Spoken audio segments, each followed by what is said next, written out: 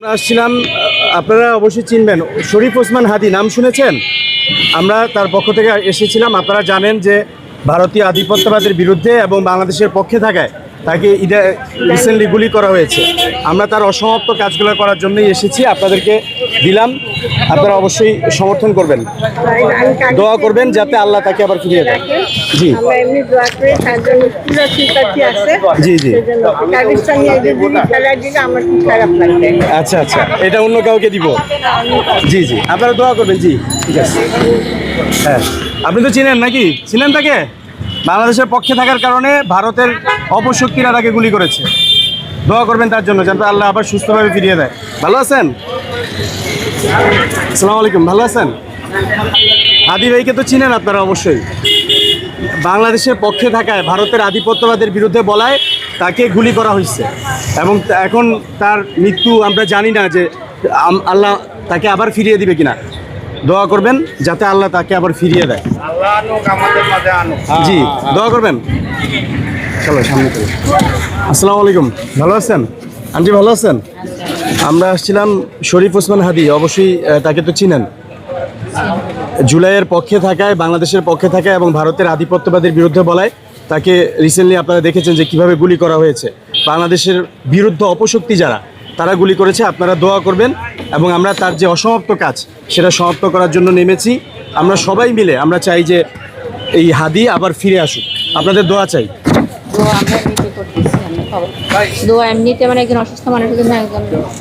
অসুস্থ মানুষের জন্য এবং বাংলাদেশের পক্ষের একটা শক্তি, আপনারা দোয়া করবেন। জি জি, আজকে সিঙ্গাপুরে নিয়ে গিয়েছে। জি, আপনারা সবাই দোয়া করেন দলমত নির্বিশেষে যাতে আল্লাহ আবার হাদিকে আমাদের মাঝে ফিরিয়ে দেয়।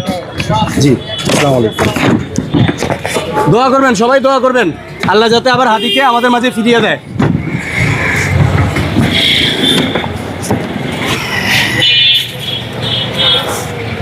আসসালামু আলাইকুম, ভালো আছেন?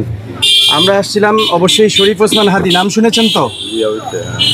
এই যে তাকে এভাবে বাংলাদেশের পক্ষে থাকায়, ভারতের আধিপত্যবাদের বিরুদ্ধে থাকায়, জুলাই গণঅভ্যুত্থানকে টিকিয়ে রাখার জন্য তিনি যে সংগ্রাম করেছিলেন, সেই সংগ্রামের যে তার যে অসমাপ্ত কাজ সেটা আমরা চালিয়ে নেওয়ার জন্য এসেছি।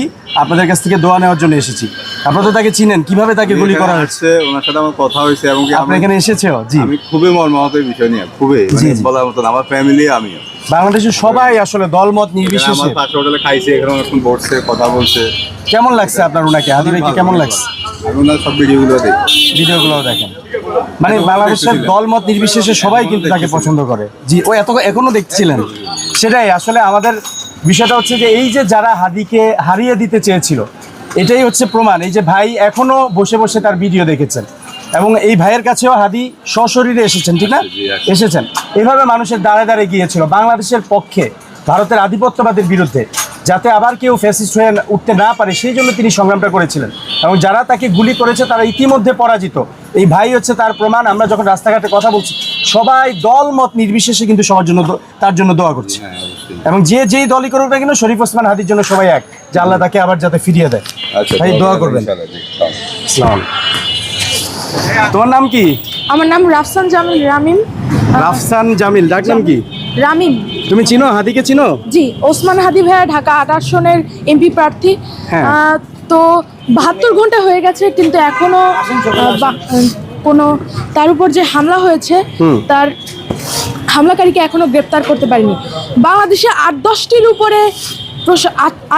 উপরে গোয়েন্দা বাহিনী এবং অন্যান্য বাহিনী থাকলেও কিন্তু এখন পর্যন্ত সন্ত্রাসীকে কিন্তু গ্রেপ্তার করতে পারেনি। তাহলে এই স্বরাষ্ট্র উপদেষ্টা কি করছেন?